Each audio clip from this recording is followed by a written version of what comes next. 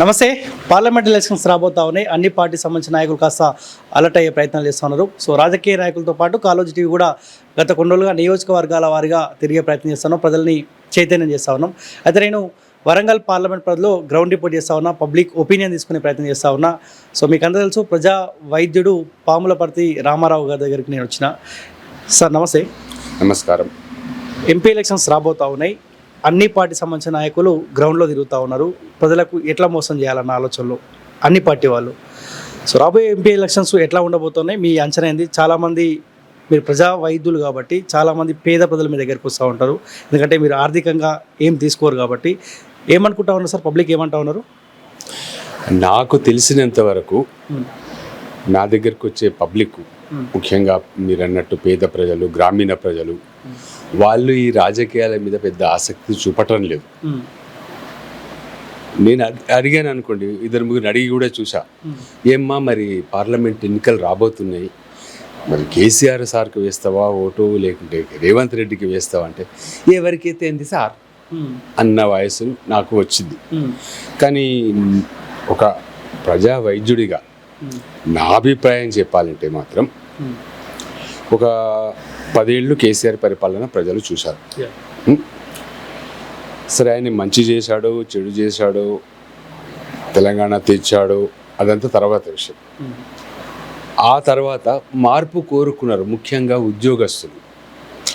ఈ పల్లెటూరి జనాలు, ప్రజలు వీళ్ళంతా మందు దాగి లేకుంటే బిర్యానీ పుట్టాలు తిని ఓటు వేసేవాళ్ళు తప్ప, ఉద్యోగస్తులు ముఖ్యంగా కేసీఆర్కు పెద్ద చెయ్యి ఇచ్చి రేవంత్ రెడ్డి గారికి సరి గెలిపి ముఖ్యమంత్రి పదవి ఇప్పించారు.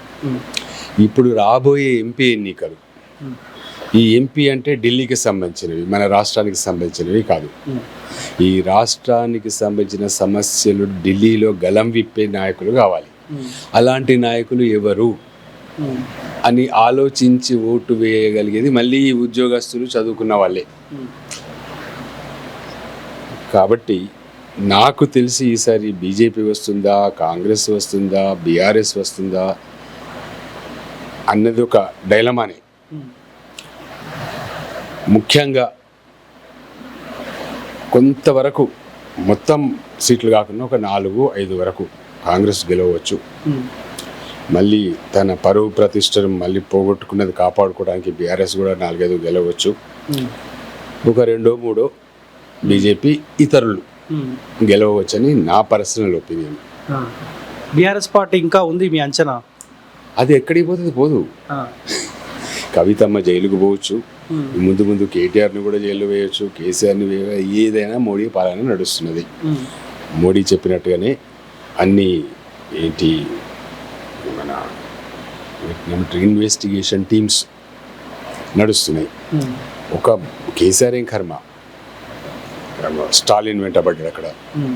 విజయన్ కేరళ ముఖ్యమంత్రి, తమిళనాడు ముఖ్యమంత్రి, అతనికి ఎగనెస్ట్గా ఏ ముఖ్యమంత్రి ఉంటే ఆ ముఖ్యమంత్రి వెంటబడటమే పెట్టుకొని పాలిటిక్స్ నడుపుతున్నాడు ఆయన. కాబట్టి ఈ సానుభూతి కొత్త రావచ్చు బహుశా, కవితను జైల్లో వేసినందుకో, లేకుంటే ఆ కనీసం ఆయన కాళేశ్వరం అది ఏదో కట్టించండి అప్పట్లో, అంతో కొంత నీళ్ళు వచ్చినాయి. అనవసరంగా మనం ఈయన గెలిచినాక, రేవంత్ రెడ్డిని గెలిపించుకున్నాక కరెంటు సరిగా వస్తలేదు, లేకుంటే నీళ్లు సరిగా వస్తలేవు, మళ్ళీ కుండల ప్రదర్శన చేయాల్సి వస్తుందేమో అని ఈ ఏప్రిల్ నుంచే ప్రజలలో ఒక టాక్ ఉన్నది. కనుక బీఆర్ఎస్ కూడా ఛాన్సెస్ ఉన్నాయి, అంత తీసిపారేసే పార్టీ కాదు అది. ఎంపీ ఎలక్షన్స్ కాబట్టి కనీసం ఒక 3-4 బీఆర్ఎస్ కూడా గెలవచ్చు అని నేను అనుకుంటున్నాను, నా పర్సనల్ ఒపీనియన్ అది. ఓకే, సెంట్రల్లో బీజేపీకి 2 సార్లు అవకాశం ఇచ్చినాం, ఓకేనా? మోదీ బెటర్ అయినా, పరిపాలన బాగానే ఉందా అంటే ఏం చెప్తారు? ఇప్పుడు బాగులేదంటేనేమో అరెస్ట్ చేస్తారు,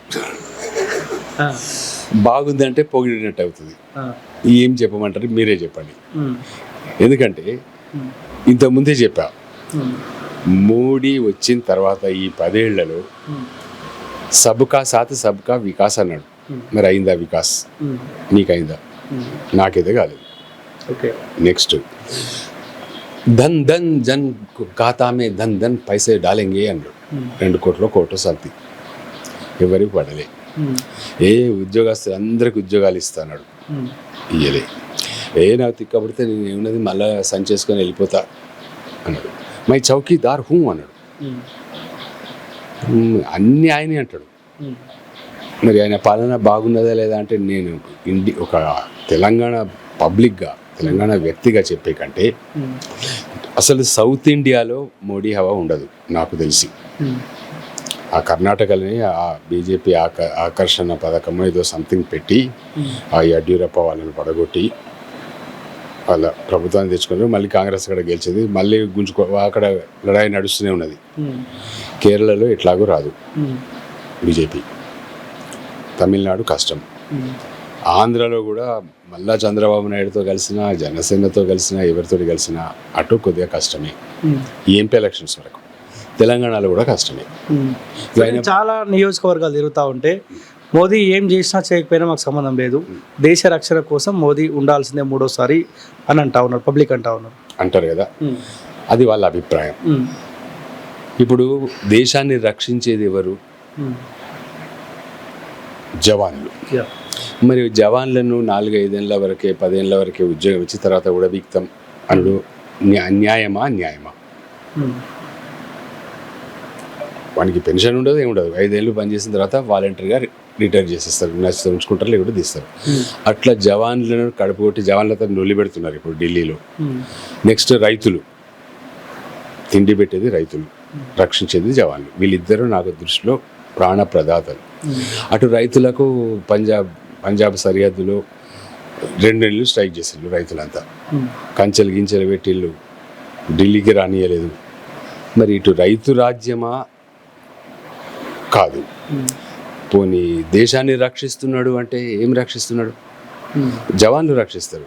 ముందు వాళ్ళని వాళ్ళకి పాత పద్ధతులునే జవాన్ల రిక్రూట్మెంట్ చేసింది అనుకోండి, వాళ్ళు హ్యాపీగా సర్వీస్ చేస్తారు కదా. 5 ఏళ్ళు చేసిన వాడు ఎట్లా రక్షిస్తారు దేశాన్ని? రాని నేను ఎట్లా నెక్స్ట్ ఇయర్ రిటైర్ అవుతా కదా వాడు సపరేట్గా పడుకుంటాడు. కనుక జవాన్లకు ఇంపార్టెన్స్ ఇవ్వాలి, రైతులకు ఇంపార్టెన్స్ ఇవ్వాలి. ఏ మోడీ కానీ ఎవరైనా సరే. అతనికి పోనీ వీరు ఆపోజిట్గా ఏ లీడర్ ఉన్నాడు అంటే ఒక్కడిగా సరిగా లేడు. రాహుల్ గాంధీ ఉన్నాడు కదా, ఒక్కడు సరిగా లేడు అన్న. రాహుల్ గాంధీ ఈ మధ్య తిరుగుతున్నాడు, జోడో యాత్ర ఆ యాత్ర అని. వీళ్ళకు పడదు. మళ్ళీ అరవింద్ కేజ్రీవాల్ కొంచెం గట్టిగా ఉండి 2-3 స్టేట్లలో వచ్చే వరకు అతన్ని జైలు వేసేసిండు. ఇప్పుడు రాహుల్ గాంధీని కూడా వీకుండు ఎంపీ పదవి నుంచి, మళ్ళీ ఏదో అన్నాడని వాళ్ళ పాలిటిక్స్, డర్టీ పాలిటిక్స్ అని చేస్తూనే ఉన్నారు. రాహుల్ గాంధీ ఎంపీ ఎలక్షన్స్లో గెలిచిన కొన్ని సీట్లు రావచ్చు అని, అందుకన్నా కాంగ్రెస్ కూడా కొన్ని 5-6 సీట్లు రావచ్చు మన తెలంగాణ వరకు. సౌత్లో కూడా రావచ్చు. ఇక నార్త్లో మిక్స్డ్. ఇప్పుడు మిజోరాం ఉంది, మిజోరాంలో ఎట్లాగో బీజేపీకి రాదు, ఎందుకంటే మోడీ పోలేదు కనుక అక్కడ మళ్ళీ కాంగ్రెస్కి కొద్దిగా ఛాన్సెస్ ఉంటాయి, లోకల్ పార్టీస్కి ఛాన్సెస్ ఉంటాయి. ఇలా ఈసారి వచ్చే ఎంపీ ఎలక్షన్స్ మొత్తం నా దృష్టిలో కాంగ్రెస్కే ప్లస్ పాయింట్ అవుతుంది, బీజేపీకి నెక్స్ట్ పాయింట్ వస్తుంది. మిగతా పార్టీలు కూటమి థర్డ్ స్టేజ్లో ఉంటాయి. ఇది నా ప్రిడిక్షన్. అది జూన్ 4 తెలుస్తుంది. ఓకే, రేవంత్ పరిపాలన ఎట్లుంది? 130 రోజులు దాటుతూ ఉంది అధికారంలోకి వచ్చి. కేసీఆర్తో పోల్చుకుంటే కాస్త బెటరేనా? కేసీఆర్ని ఫాలో అవుతున్నట్టు ఏమైనా అనిపిస్తూ ఉందా? మనము ఒకరితో ఒకరిని పోలిస్తే మంచిగా ఉండదు. ఎందుకంటే ఎవరి పరిపాలనలో వాళ్ళు దిట్టలు. మనం ఇప్పుడు రేవంత్ రెడ్డిని అరెస్ట్ చేయించిన కోపం, కేసీఆర్ అరెస్ట్ చేసిన కోపం రేవంత్ రెడ్డికి ఉంటుంది. అది వాళ్ళ పర్సనల్స్. అవన్నీ పరిపాలన విషయంలోకి వస్తే రేవంత్ రెడ్డి 130 రోజుల్లో చేసింది ఏంటి అంటే నాకు తెలిసి ఏం చేయలేదు. రైతు బంధు ఎవరికి రాలేదు, రైతులకు రుణమాఫీలు అవి కావట్లేదు, రేషన్ కార్డులు అన్నాడు, అవి ఏదో స్కాములు వెంటబడ్డాడు. ఈ స్కామ్ ఆ స్కామ్ జరిగిందని తప్ప ఈయన ఇది చేస్తా ప్రజలకు అని అనుకొని ఇంతవరకు చేసినవి ఏమైనా 1, 2, 3 ఉంటే మీరే చెప్పండి ఇప్పుడు నాకు తెలిసితే. కానీ ప్రతి నెల జీతం అయితే ఇస్తున్నాడు ఉద్యోగస్తులకు. ప్రతి నెల ఫస్ట్కు జీతం, పెన్షనర్స్కి జీతం అవైతే పడుతున్నాయి. అప్పట్లో 10-15 రోజుల తారీఖు వరకు రాకపోయేది. మరి అప్పు చేసి తెస్తున్నాడా ఎట్లా తెస్తున్నాడా అని తెలియదు. అయినా 113 రోజులకే 130 రోజులకే మనం అతడి పరిపాలన అంచనా వేసే కంటే 5 ఏళ్ళు ఛాన్స్ ఇచ్చారు కదా ప్రజలు, 5 ఏళ్ళు వెయిట్ చేద్దాం. If is good again he will win. Okay. ఇక్కడ మీ వరంగల్ పార్లమెంట్ పరిధిలో ముగ్గురు అభ్యర్థులు ఉన్నారు, బలమైన అభ్యర్థులు. కడియం సిఆర్ కూతురు కడియం కావ్య కాంగ్రెస్, బీజేపీ నుంచి ఆరూరు రమేష్, బీఆర్ఎస్ పార్టీ నుంచి సుధీర్ కుమార్, ముగ్గురు అభ్యర్థులు. ఎవరికి అవకాశం ఉంటే కాసేపు పార్టీలు పక్కకు పెట్టండి, వ్యక్తిగతంగా ఎవరు గెలిస్తే బాగుంటుంది, ఎవరు గెలిచే అవకాశం ఉంది? ఇప్పుడు ఆరూరు రమేష్ అంటే బీఆర్ఎస్ నుంచి మళ్ళీ అటు వెళ్ళిపోయాడు. ఈ కడియం శ్రీహరి గారి బిడ్డన కావ్య గారు, ఆమెకు వాళ్ళ నాన్నగారి పేరు ప్రతిష్టలు ఉపయోగించో లేకుంటే వాళ్ళ కమ్యూనిటీ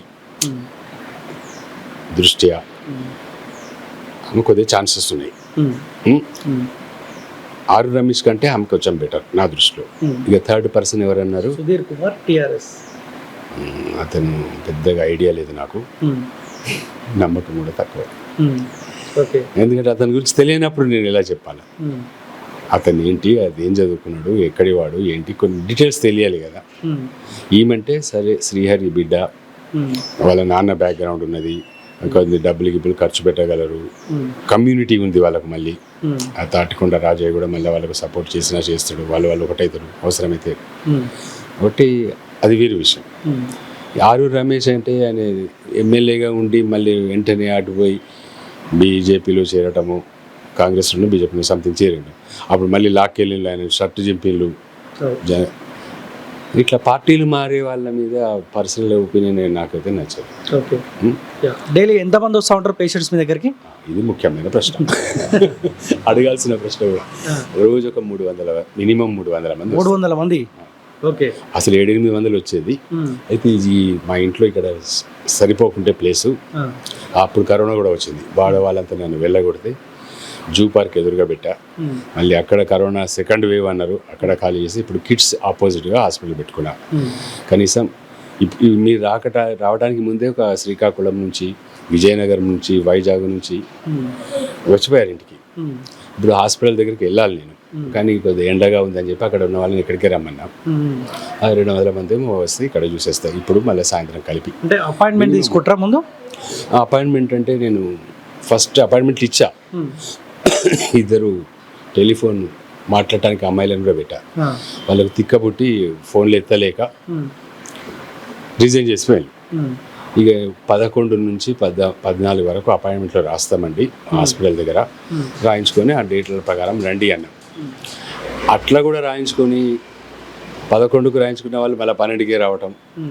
ఇక అపాయింట్మెంట్లు లేదు. ముందు 200 మంది పోగానే ఎంతమంది అని ఉండండి అక్కడ, 200 మందిలో 300 పైకి ఎక్కిచ్చేసేస్తాం, వాళ్ళని చూస్తాం, ఇంటికి వచ్చేస్తాం. మిగిలిన వాళ్ళు నెక్స్ట్ డేనో ఆ తర్వాత రోజు ఇక ఆ క్రౌడ్ని బట్టి వస్తుంటారు పోతుంటారు. అది జీరో బిల్లా? Zero bill. అందుకే అగో నా విగ్రహం పెట్టాలి ప్రజా వైద్యుడు అని చెప్పి 2016లోనే. ఎందుకు జీరో బిల్ అంటే దానికి కూడా ఒక కారణం ఉన్నది. నాకు మా నాన్నగారు రోల్ మోడల్, పాములపర్తి సదాశివరావు అని మీ కాళోజీ గారికి అత్యంత సన్నిహితుడు, ప్రముఖ జర్నలిస్టు, మేధావి, philosopher. Is the soul of PV Narasarao అంటారు. ఇంకా సరిగ్గా చెప్పాలంటే second Socrates of the world మా నాన్న. Is a great soul. ఆయన నాకు చెప్పింది ఒకటే, చదువుకుంటున్నప్పుడే చెప్పాడు, బాధతోటి నీ దగ్గరికి ఎవరైనా వస్తే మరి బాధ తగ్గించు, ఫస్ట్ తృణపం ఇస్తే తీసుకో కానీ అడగకు. ఎందుకంటే వైద్యం పవిత్రమైన వృత్తి, వైద్యము బోధన రెండు, ఇవి పైసలు తీసుకుని చేసే పనులు కావు అని నాకు చెప్పిండు. కాబట్టి ఆయన మాటలు ఫాలో అవుతూ నేను 35 ఏళ్ళ నుంచి ఫ్రీగా చేస్తున్నా, చచ్చే వరకు కూడా ఫ్రీగా చేస్తాను. ఓకే. ఏమైనా చెప్పాల్సుకురా తెలంగాణ రాష్ట్ర ప్రజలకి రాబోయే ఎంపీ ఎలక్షన్ల గురించి? నేను చెప్తే వాడు వింటాడు సార్. ఇప్పుడు ఫలానా వాళ్ళకు ఓటు వేయడని చెప్పడం తప్పు. నెంబర్ 1. ఎంపీ ఎలక్షన్స్ అంటే తెలంగాణలోని మారుమూల గ్రామీణ ప్రజలకు పెద్ద ఇంట్రెస్ట్ అయితే ఉండదు. ఏదో వాళ్ళు నచ్చిన గుర్తుకు వేస్తారు. క్యాండిడేట్స్ని అక్కడ చూడరు, ఓన్లీ హస్తమా కమలమా ఇవే చూస్తారు. ఇక చదువుకున్న వాళ్ళు వాళ్ళ విజ్ఞతను బట్టి, వాళ్ళ అనుభవాన్ని బట్టి, వాళ్ళకున్న రాజకీయ ప్రేమను బట్టి, కొందరు మోడీ భక్తులు ఉండవచ్చు, వాళ్ళు ఎట్లాగో బీజేపీకి వేస్తారు, చెప్పలేము కదా. కనుక మనం వీరికి వేయండి వారికి వేయండి అని చెప్పకూడదు. ఎవరికి ఇష్టం ఉన్న వాళ్ళకు వాళ్ళు వేస్తారు. 4వ తారీఖు ఆ భగవంతుడు నిర్ణయం ప్రకటిస్తాడు. ఓకే. మనమంతా వేసి చూద్దాం. Yeah. ఎవరు గెలిచినా మనకు హ్యాపీనే, ఎందుకంటే ఆల్ ఆర్ హ్యూమన్ బీయింగ్స్ మ్మ్. కదా. అట్లనే. ప్రజలకు సేవ చేయటం కొరకే వాళ్ళు నిలబడుతున్నారని అనుకుందాం. దోచుకుంటారా లేదా అది తర్వాత సెకండరీ. మ్మ్. వాళ్ళంతా మనలాంటి మామూలు మనుషులే. అంత కొంత డబ్బున్న వాళ్ళు ఏదో పార్టీ తరఫున నిలబడుతున్నారు. ఎవరు గెలిచినా ప్రజలకు సేవ చేయాలని నిలబడుతున్నారు కాబట్టి ఎవరు గెలిచినా మనం happy. Okay. Thank you so much. Thank you very much. So ఇది ప్రజా వైద్యుడు పాములపర్తి రామారావు గారితో ఫేస్ టు ఫేస్. సో ఏదేమైనప్పటికీ ఏ పార్టీ వాళ్ళకి ఇబ్బంది లేకుండా మాట్లాడే ప్రయత్నం చేశారు. ప్రజలారా మీరు ఆలోచించుకోవాలి, ఎవరిని గెలిపిస్తే మన బతుకులలో మార్పులు వచ్చే అవకాశం ఉంటుందో దయచేసి మీరే ఆలోచించుకోవాలి. చూసుకోండి college TV. Thank you so much.